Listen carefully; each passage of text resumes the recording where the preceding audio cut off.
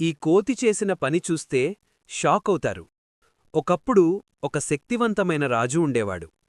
ఆయనకు ప్రకృతి అంటే చాలా ఇష్టం. అందుకే తరచూ అడవికి వెళ్ళేవాడు. ఒకరోజు అడవిలో తిరుగుతూ ఉండగా ఒక చిన్న కోతి అతని కంటపడింది. ఆ కోతి చాలా ముద్దుగా, అమాయకంగా కనిపించింది. రాజుకు అది నచ్చింది. అతను ఆ కోతిని తనతో పాటు మహల్కి తీసుకువచ్చాడు.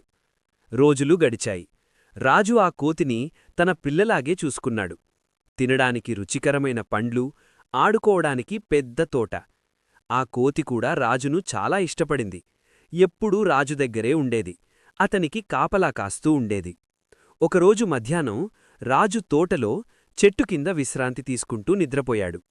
ఆ సమయంలో ఒక చిన్న ఈగ వచ్చి రాజు ముఖంపై కూర్చుంది. దాన్ని చూసిన కోతి కోపంతో ఊగిపోయింది. నా రాజుని ఇబ్బంది పెడుతున్నావా అనుకుంది. మొదట చేతులతో ఈగను తరిమింది. కాని ఆ ఈగ మళ్లీ వచ్చి కూర్చుంది. కోతికింకా కోపం పెరిగింది. చుట్టూ చూసి ఒక పెద్ద రాయి తీసుకుంది. ఈగ మళ్లీ రాజు ముఖంపై కూర్చునగానే కోతి బలంగా ఆ రాయితో కొట్టింది. ఒక్కసారిగా ఈగ ఎగిరిపోయింది. కాని రాజుకే గాయమైంది. ఆ శబ్దానికి అందరూ పరుగెత్తుకుంటూ వచ్చారు. రాజు గాయపడి ఉన్నాడు. కోతి మాత్రం భయంతో వణికింది. అప్పుడందరికీ ఒక విషయం అర్థమైంది. ప్రేమ ఉండటం సరిపోదు, తెలివి కూడా ఉండాలి. లేకపోతే మంచి ఉద్దేశంతో చేసిన పని కూడా ప్రమాదంగా మారుతుంది.